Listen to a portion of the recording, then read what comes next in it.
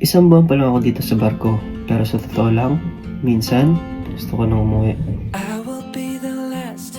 Hindi dahil mahirap ang trabaho, hindi rin dahil sa pagod, sanay naman tayo sa trabaho eh. Pero may mga gabi na tahimik ang barko, tahimik ang koridor, tahimik ang dagat, at dun mo biglang maiisip ang pamilya mo.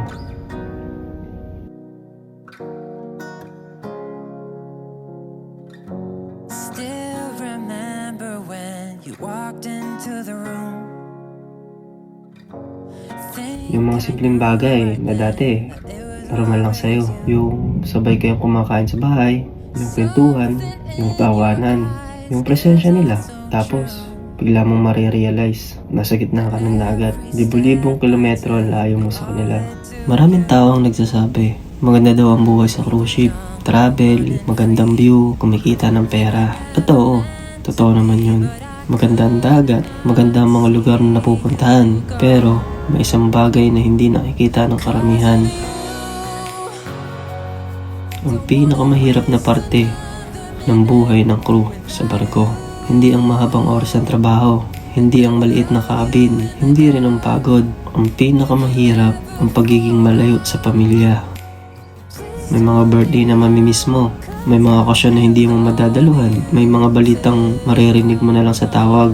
At minsan, gusto mo lang silang makita, gusto mo lang silang mayakap, pero ang pagitan ninyo, isang napakalawak na dagat. Naalala ko tuloy yung sinabi ng isa kong katrabaho. First timer siya dito sa barko.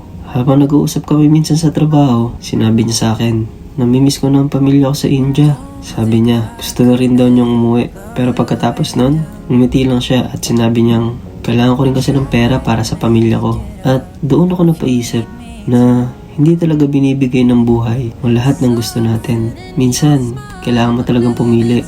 At minsan, kailangan mong magsakripisyo. Habang mga pasahero nag-i-enjoy ng cruise, habang nagbabakasyon sila, may mga crew na nagtatrabaho sa likod ng lahat ng ito.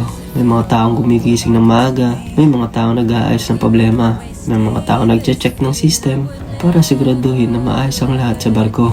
Para komportable ang bawat pasahero. Ganito ang buhay ng maraming crew sa cruise ship. Hindi palaging madali, minsan masaya, minsan pagod, at minsan malungkot. Pero sa kabila ng lahat ng iyon, patuloy pa rin kami. Dahil sa bawat araw na lumilipas sa dagat, may dahilan kung bakit kami nandito. Hindi lang para sa sarili namin, kundi para sa pamilya, para sa mga tao naghihintay sa amin sa bahay, para sa mga pangarap na gusto naming maabot. Ang buhay sa cruise ship, hindi madali, pero sa bawat sakripisyo, may pamilya naghihintay sa dulo ng bawat kontrata.